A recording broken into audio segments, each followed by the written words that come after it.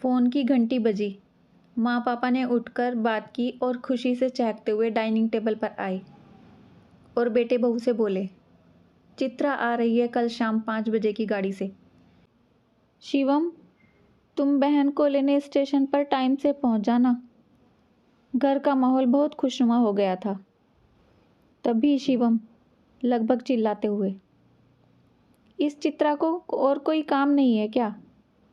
जब देखो मुंह उठाए चली आती है, फिर सारा घर लग जाता है उसकी आवभगत में, जैसे महारानी हो कहीं की। और आ भी रही है तो टैक्सी करके आ जाए स्टेशन से। इतना कौन सा दूर है? मुझे काम से जाना है। मैं नहीं जा पाऊंगा स्टेशन उसे लेने। माँ तो मुंह ताकती रह गई। ये क्या बकवास कर रहे हो? क्या हो गया है तुम्हें? घर में 2-2 गाड़ियां हैं तो टैक्सी से क्यों आएगी? सगी बहन है तुम्हारी, कोई गैर नहीं। और दामाद जी क्या सोचेंगे कि ससुराल वालों को कोई फ़र्क ही नहीं पड़ता हमारे आने से। इकलौती बहन का कोई मान सम्मान है कि नहीं? अभी दिन ही कितने हुए हैं शादी को। पापा बोले, तुम रहने दो, मैं खुद ही चला जाऊंगा। अभी मैं जिंदा हूँ, मरा नहीं। बेटी हमारी है, हम देख लेंगे, तुम अपने काम देखो। मैं नहीं चाहता कि मेरी बेटी को उसकी ससुराल में ताने दिए जाएं। पापा नाराज हो गए। गुस्से से खाने की प्लेट टेबल पर छोड़कर उठ गए। पापा, आप समझते क्यों नहीं? सारे घर का रूटीन बिगड़ जाता है उसके आने से। खुद तो वो अपनी जगह से हिलती भी नहीं है और सारी जिम्मेदारी आ जाती है बेचारी शिखा पर। पूरा दिन लगी रहती है वो जीजा जी और चित्रा की जी हुजूरी में। दुनिया भर का खर्चा कर देते हो उनके आने पर। कभी ये लाना, कभी वो। उसके बाद जाते हुए बैग भर भर के सामान देते हो, वो अलग। कर दी ना शादी, जो देना था दे दिया। शादी में कम खर्च किया था क्या उनको देने में? तो अब हर बार ये फिजूल खर्ची क्यों? शिवम ने बहन बहनोई के लिए तंज कसा। पापा बोले, बकवास बंद करो। तुमसे क्या मांग लिया उसने? मेरा पैसा है, मैं जो मन करेगा वो दूंगा अपनी बेटी को। तुम होते कौन हो उसको देने लेने का हिसाब रखने वाले?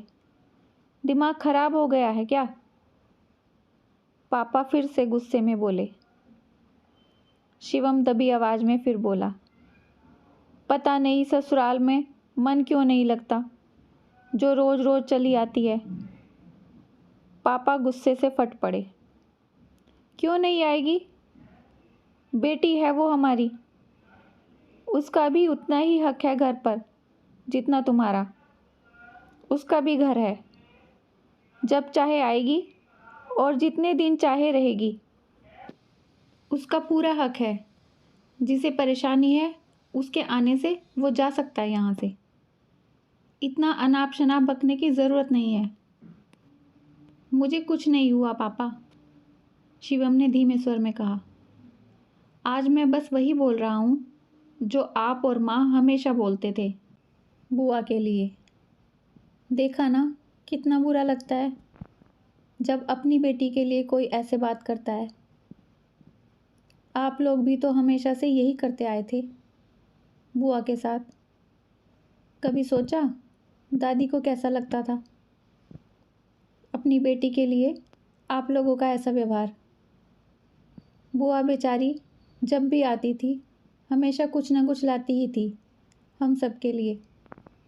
बदले में क्या चाहती थी वो? बस थोड़ा सा सम्मान और प्यार ही ना। तब आप लोगों ने कभी फूफा जी और बुआ के ससुराल के मान सम्मान के बारे में सोचा? माँ और पापा निशब्द खड़े थे। बुआ ने कभी आप लोगों से कुछ मांगा? कभी ऐसा हुआ हमारे परिवार पर कोई परेशानी आई हो और बुआ और फूफा जी मदद के लिए सबसे आगे ना खड़े हों। उनसे मदद लेना तो स्वीकार था आपको, पर उनका आना नहीं। लगातार बोले जा रहा था शिवम। दादी ने कभी आपसे ये नहीं कहा कि बुआ के लिए सामान लाना है, पैसे दो। फिर भी आपको हमेशा ऐतराज़ रहा उनके आने से। वो खुद आपसे ज़्यादा सक्षम है। और जहाँ तक बात बराबर के हक की है, तो बुआ भी तो इसी घर की है ना। तो बुआ का हक तो चित्रा से पहले होना चाहिए यहाँ। बोलते बोलते रो पड़ा वो। बुआ जो हम पर अपनी जान छिड़कती हैं। माँ जब उस बुआ के बारे में उल्टा सीधा बोलती थी, कभी आपने उन्हें रोका? आपके इस दुर्व्यवहार के कारण उन्होंने यहाँ आना भी बंद कर दिया। दादी घर छोड़कर गांव में रहने चली गईं, क्योंकि उनकी बेटी का अपमान वो बर्दाश्त नहीं कर सकती थी। उन्हें इजाज़त नहीं थी कि वो आपके घर में अपनी बेटी को कुछ दिन बुलाकर रख सकें। और हाँ पापा, मैंने अपनी पत्नी को इतना अधिकार नहीं दिया कि वो मेरी बहन के बारे में कुछ गलत बोले। ना वो बोलेगी और ना ही मैं सुन पाऊँगा। मैं बहुत प्यार करता हूँ अपनी बहन से, खुद से भी ज़्यादा। खुद जाऊँगा स्टेशन उसे लेने। मैं कम से कम खुदगर्ज भाई नहीं हूँ, ये खुशी है मुझे। पापा और माँ का सिर शर्म से झुक गया। शिवम ने गाड़ी की चाबी उठाई और निकल गया घर से। पापा रो रहे थे बहन को याद करके। हिम्मत करके बहन को फ़ोन लगाया और बोले, दीदी बहुत याद आ रही है आपकी। मेरी गलतियों को माफ़ कर दो। मैं छोटा हूँ और गलतियाँ छोटों से ही होती हैं। निशा भी बहुत शर्मिंदा है। चित्रा आ रही है कुछ दिन के लिए।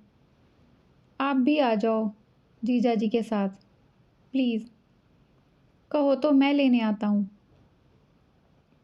बहन इतने पर ही पिघल गई। भरे गले से बोली, रो मत पगले, मैं नाराज़ नहीं हूँ। पूरी कोशिश करूँगी आने की। तुम्हारे जीजा जी घर पर नहीं हैं। आते हैं तो मैं बात करती हूँ। बहन हो या बेटी, घर में उनका मान सम्मान, आदर सत्कार एक जैसा ही होना चाहिए। दोनों का दर्जा एक जैसा ही होता है। दोनों ही उस घर की बेटियां होती हैं। तो फिर दोनों में फ़र्क क्यों किया जाता है? लड़की अपने मायके कुछ मांगने नहीं, प्यार लुटाने आती है। फिर क्यों उन्हें उपेक्षित किया जाता है? बेटियां तो घर की शान होती हैं और बेटियों के आने से ही रौनक होती है। अपनी छोटी सी बच्ची को दिल से लगा कर रखते हैं हम लोग, और ये भूल जाते हैं बहन या ननंद भी तो बेटी ही हैं घर की। फिर उनके आने से परहेज क्यों? कहानी आपको कैसी लगी? अपने विचार ज़रूर कमेंट्स में बताइए। अगर अच्छी लगी है तो लाइक कर दीजिए, शेयर कर दीजिए अपने फ्रेंड्स के साथ, अपनी फैमिली के साथ। और ऐसी ही दिल छू लेने वाली इंटरेस्टिंग कहानियों के साथ जुड़े रहने के लिए चैनल को सब्सक्राइब कर लीजिए।